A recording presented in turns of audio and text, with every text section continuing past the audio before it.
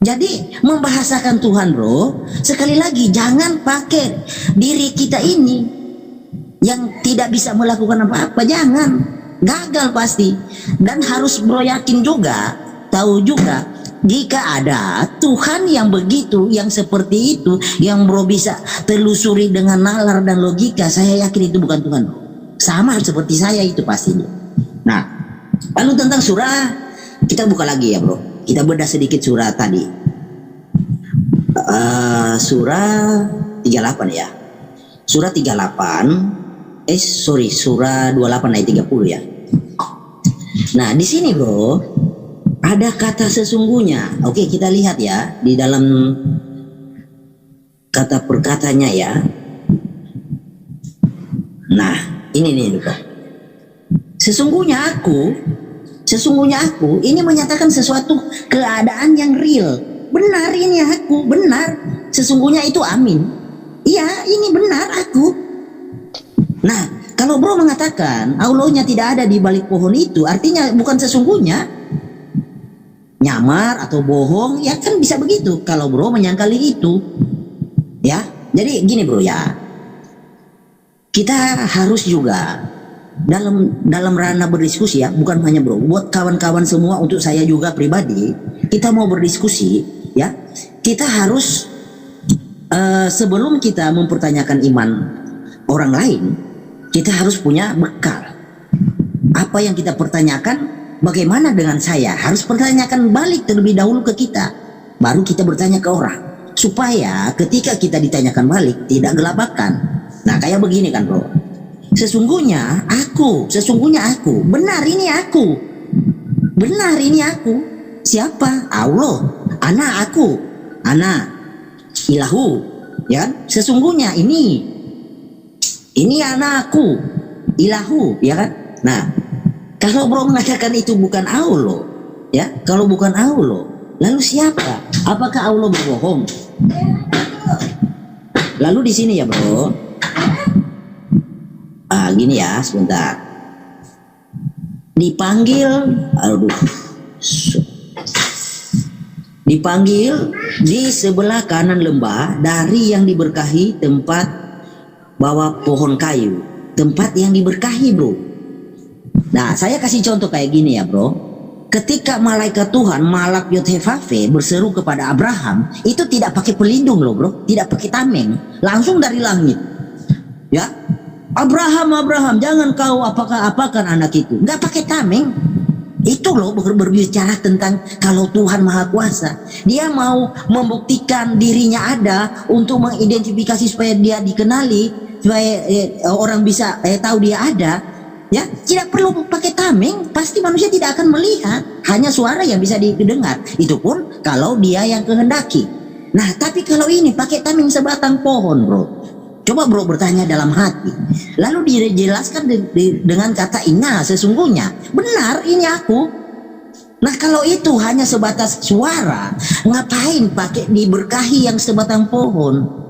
Ya kan? Ini tameng sebatang pohon ini. Apakah Allah berlindung di balik pohon atau dia ada di dalam pohon? Ya.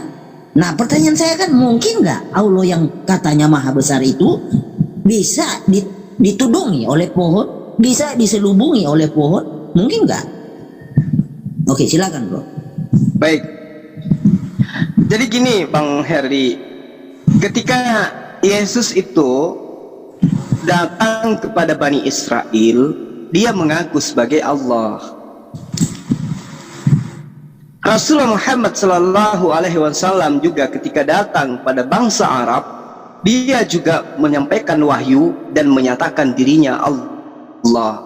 Abraham juga demikian, Musa juga demikian bang. Tapi yang perlu anda pahami, mereka sedang menyampaikan firman Tuhan. Jadi ketika malaikat datang kepada para utusan, malaikat ini juga membacakan firman Tuhan dan mereka kudu wajib mengaku sebagai Tuhan. Contoh misalnya, innani anallah la ilaha illa ana. Malaikat berkata demikian kepada Nabi Musa. Apakah kemudian malaikat itu adalah Allah? Tidak. Rasulullah Muhammad Sallallahu Alaihi Wasallam juga mengatakan itu kepada bangsa Arab. kepada kami umat Islam. Apakah kemudian beliau itu adalah Allah? Tidak. Dia sedang menyampaikan firman. Bang Suma, asal comot aja, asal ngoceh aja. Apa pembuktian sederhananya? Jawab aja, lihat aja di dalam kitab Abang. Bible Yohanes 10 nomor 34 sampai nomor 36. Apa yang Yesus katakan begitu di situ? Wahai Yahudi, orang-orang Yahudi, apakah kamu tidak melihat di dalam kitab Tauratmu bahwa siapapun yang diserahi tugas untuk menyampaikan firman, maka dia adalah Allah, dan ketetapan Allah tidak bisa dibatalkan. Jadi malaikat diutus untuk menyampaikan firman, mereka mengaku Allah.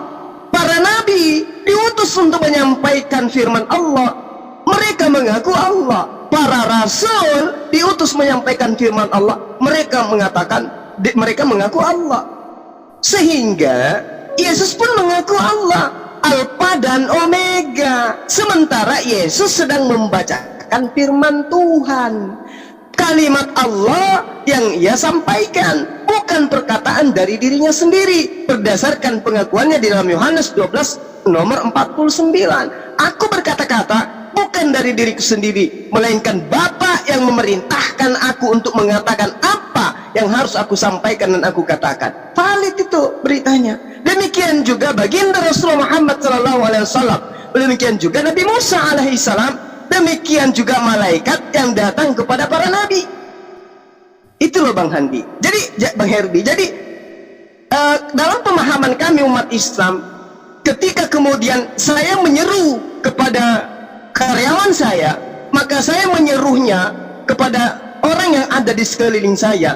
Orang yang ada di sekeliling saya menyampaikan kepada bawahannya mereka sampai ke bawah. Itu tidak saya disampaikan dan seterusnya. Itu perkataan saya. Tetapi mereka yang menyampaikan perkataan saya, bukan saya, tapi menyampaikan firman saya, menyampaikan perkataan saya. Itu seperti itu proses pewahyuannya. Makanya apapun tuduhan abangku ini, Al-Quran menjawabnya. Walamma ja'a Musa limikatina wa kallamahu rabbuhu qala rabbi arini anzur ilaika. Ya, perlihatkan dirimu kepadaku.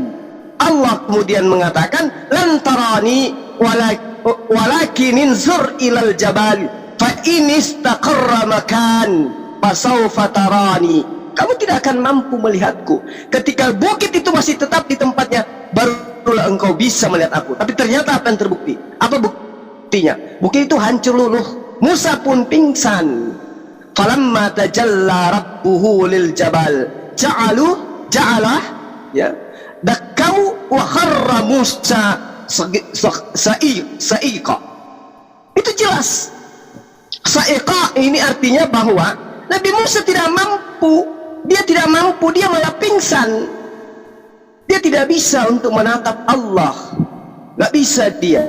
Nah, jadi kalau misalnya dalam surah Al-Qasas abang menjadikan acuan bahwa Allah datang kepada Musa, Musa kemudian melihat dan situ ada wujud Allah. Oh, itu tidak, itu bertentangan dengan pemahaman kami umat Islam. Kenapa? Al-Quran menerangkan ada prosesi di mana Nabi Musa minta kepada Allah, ya Allah, tunjukkan dirimu kepada aku.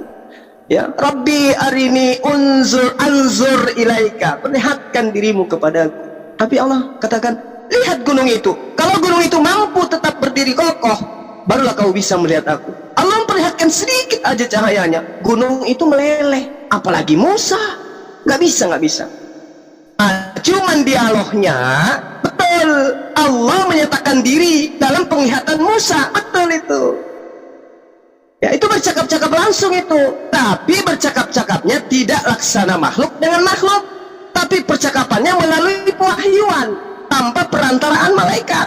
Ada masa di mana Allah tanpa melalui perantaraan malaikat, tapi kemudian Allah menyatakan diri dalam penglihatan Musa. Yang melihat cuma Musa, yang merasakan cuma Musa. Sama ketika Rasulullah Muhammad SAW bermimpi kemudian menerima wahyu, itu langsung, tidak ada perantara. Ketika Nabi Muhammad SAW terangkat lalu kemudian menerima perintah sholat, itu tidak ada perantara antara Allah dan baginda Rasul Muhammad SAW, langsung berhadapan. Nah, ini yang dikatakan pewahyuan tanpa ada unsur malaikat dalamnya. Itu bang. Tapi cuman penglihatannya Nabi Muhammad SAW, hanya dia yang merasakan.